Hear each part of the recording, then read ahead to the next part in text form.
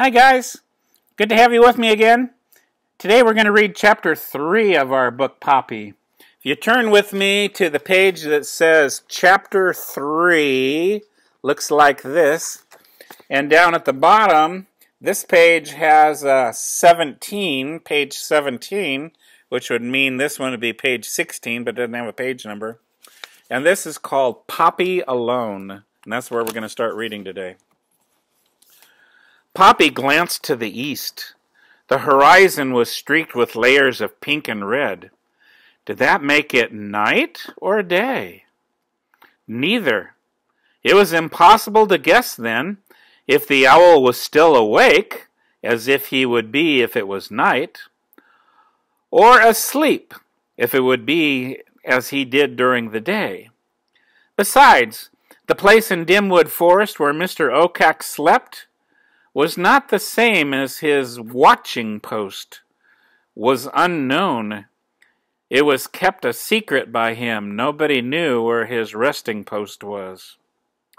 As if she might discover it, Poppy gazed into the forest, but all she could make out in the forest was a great mass of dark trees. No wonder it was called dim, she thought, and she shuddered. Poppy considered the distance from the north side of Bannock Hill, where she was hiding, to the dwelling on the abandoned farm where she and her family lived, Grey House. It was about the length of 4 cornfields. Poppy decided that she had best race from one protected spot to another protected spot in quick, low belly runs. She peeked out from beneath the bark again. There was a fallen branch up ahead, but it was leafless, so it would provide no cover. Beyond that branch, however, she spied a rock with a crack just large enough that she could wedge into it. Poppy decided to make a run for that rock.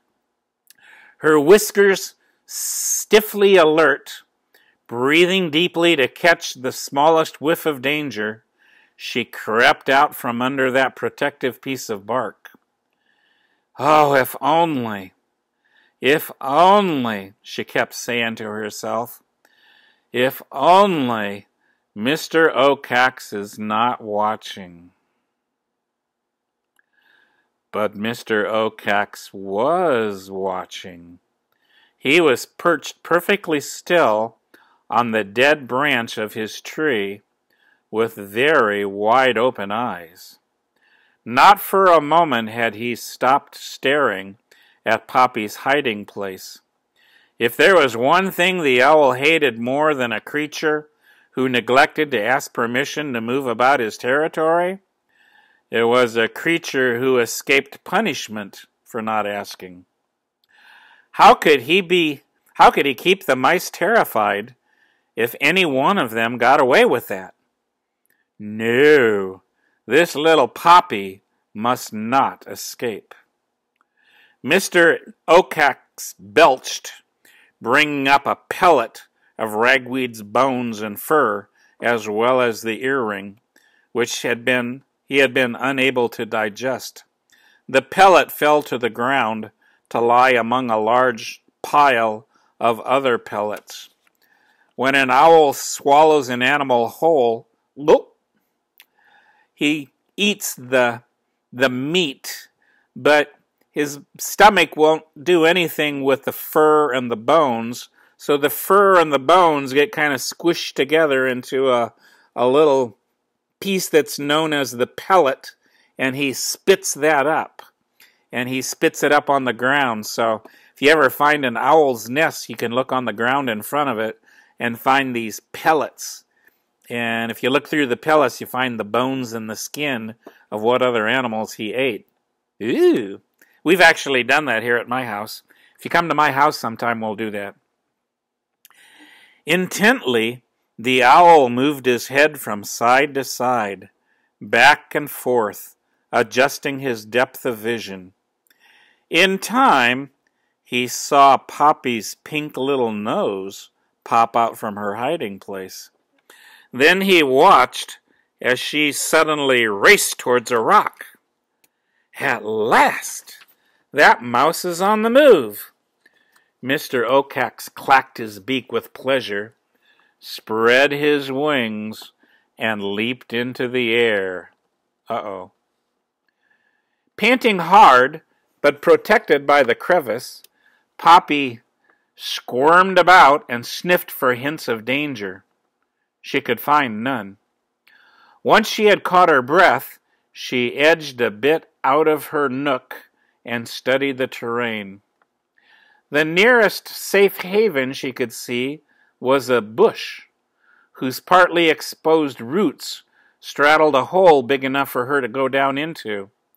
Unfortunately, the bush was on the far side of a big, flat, wide-open space, and it was a long ways from where she was.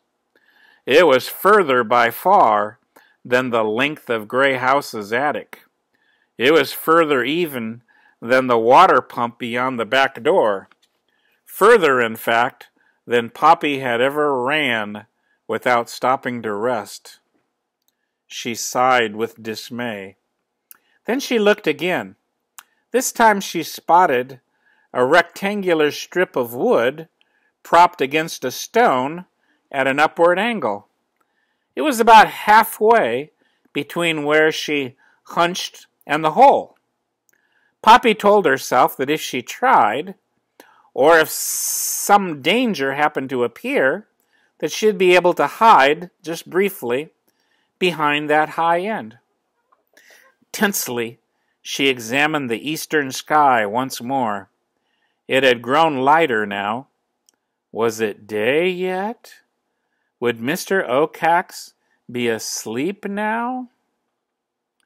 The owl, cruising high on the west side of Bannock Hill, moved his wings slowly, wanting to make the least possible disturbance in the air. He knew that these deer mice would be very sensitive. As he flew, he kept his eyes fixed on Poppy's rock. The mouse's run suggested what she was doing, that she was moving from a protected spot to another protected spot.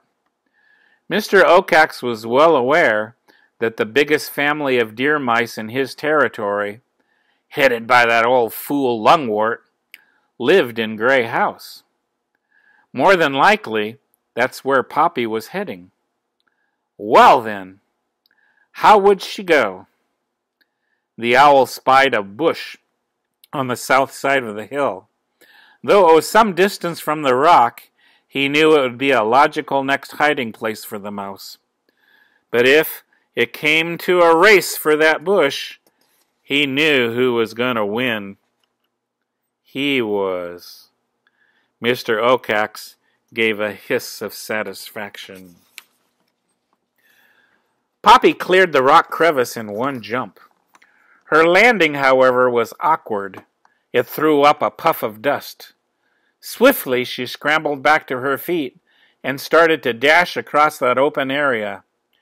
With her belly low, her tail stiff as a nail, her ears folded straight back, she pumped her legs like two little pistons.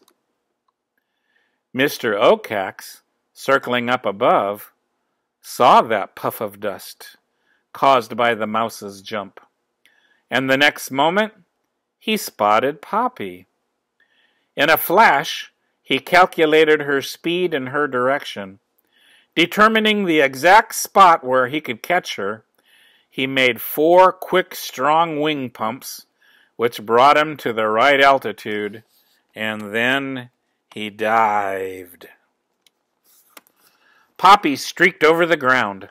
Though she felt as though her little heart was going to burst, she was almost halfway to the bush. Soon she would be passing the wood strip. Mr. Okax, who had plummeted to a spot not far above and behind Poppy, threw out his wings, pulled back his head, thrust his claws forward. In anticipation of the meal that he was about to eat, he clacked his beak. Poppy heard the clack. She cast a lightning glance over her shoulder.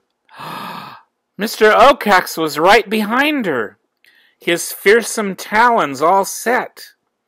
The shock of seeing the owl so close surged through her like a bolt of lightning.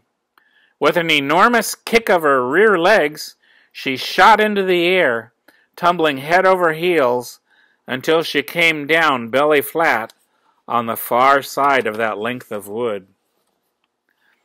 Poppy's sudden leap caught Mr. Oakax by surprise. As he dived, Poppy took off.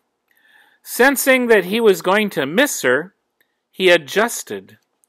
Up came his claws, down went his left wing, over went his tail.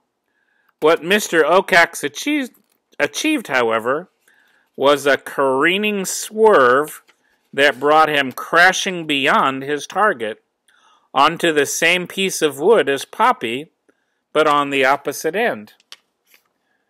When Mr. Oakax landed, his weight catapulted the light as a feather mouse into the air in a great arc that dumped her with a splat right at the base of the bushes.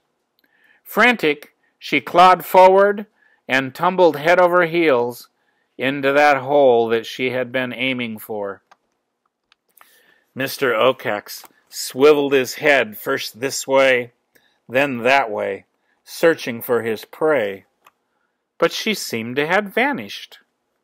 Frustrated, he flapped into the air and circled over Bannock Hill, but he could find no trace of her. Seething, which means he was really mad, the owl headed back to Dimwood. How dare this mouse, this Poppy, escaping, not once, twice. Never before had a mouse done that to him. Mr. Oakax had half a mind to return to his watching tree and wait for this impudent little creature to pop up again. The next moment, he decided against it. He was getting tired. Daylight had finally arrived. It was long past his sleeping time. Besides that, he had already eaten something. But as Mr. Oakax sailed deep into Dimwood towards his secret place, he vowed to avenge himself. If mice began to get notions that they could escape him, then there would be no end to trouble for him. Poppy lay in the hole beneath the bush, hurting from ear to tail. It took time for her breathing to become regular, longer still for her pulse to drop to normal. When she began to feel herself again, she tested her legs and toes to see if they still worked. Everything seemed to be intact. Cautiously, she crawled to the top of the hole and took a quick peek. Though she saw no sign of Mr. Oakax, she retreated hastily, still too agitated to do anything but hide. It was some time before Poppy could take another look. Then she took a third look. Though she still didn't see the owl, she hesitated. Mr. Oakax, she knew, was capable of great patience. And so it was that the sun had risen quite high above the horizon before Poppy finally eased herself out of that hole. Following her plan of short runs and safe havens, she scampered at last down Bannock Hill and back to Grey House. And here's a picture of Grey House. And you can see that Grey House is an old house that's falling apart. Nobody lives there anymore.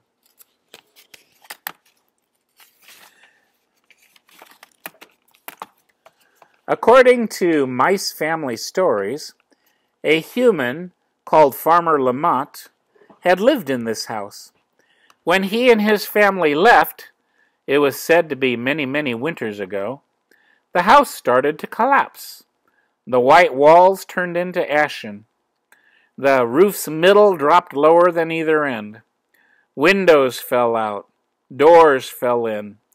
The farmer's cast-off boots, his old furniture, Magazines crumbled. All in all, it was a perfect and safe home for Poppy's family. But as Poppy approached the house, she spied a small red flag hanging from one end of the roof. She stopped. A red flag was her father's signal that the entire mouse clan was needed to gather for an emergency meeting. Poppy's first thought was that news of Ragweed's death must have already reached home. Then she realized how unlikely that was. No, there must be something else of grave importance that must have occurred. And that's the end of Chapter 3. And we'll continue on with Chapter 4 next time. Thanks again for joining me. See you later.